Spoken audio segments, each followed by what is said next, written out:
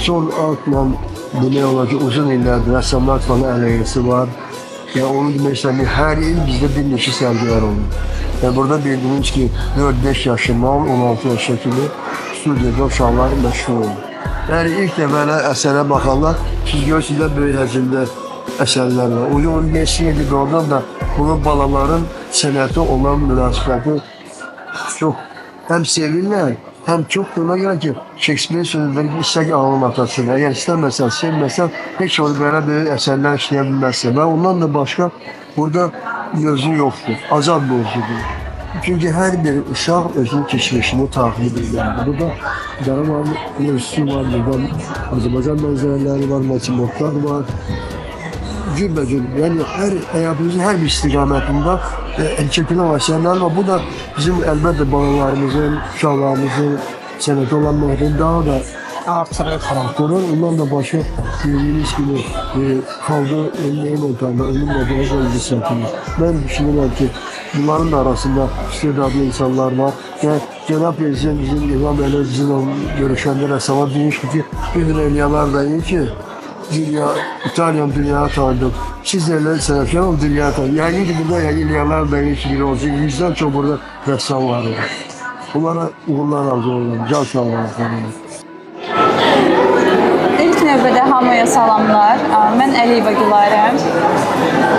Bu sərgidə iştirak etdiyim üçün rəhbərliyə çox təşəkkür edirəm.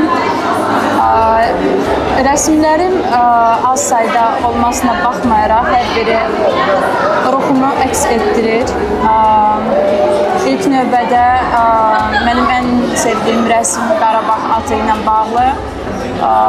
Azərbaycanın qürur simvolu olaraq təcəssüm etdirir. Sonra isə Nefertiti işim qadın və zərifliyi əks etdirir. Və abstrakt olaraq dəniz işim daha çox azadlığı və dərinliyi göstərir. Меня зовут Айга Садыкова, мне 11 лет, и я очень рада, что я поступила в это рисование.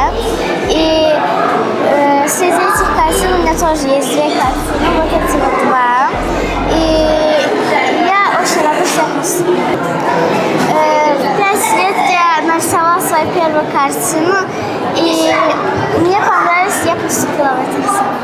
Mən Zərfə Quliyeva. Bu rəssam mənim ilk rəssamdır və bu gördülər Van Gogh rəssamdır. Bu mən iti çəkdim. Sonra bu lotusdur, onu da çəkdim. Axırıncı rəssam bu qızdır və ondan sonra mən çəkdim bu maşını və bunları çəkdim. Mən noyabrdan başladım. 7 yaşından başladım və bildim ki, rəssam mənim hobbidir.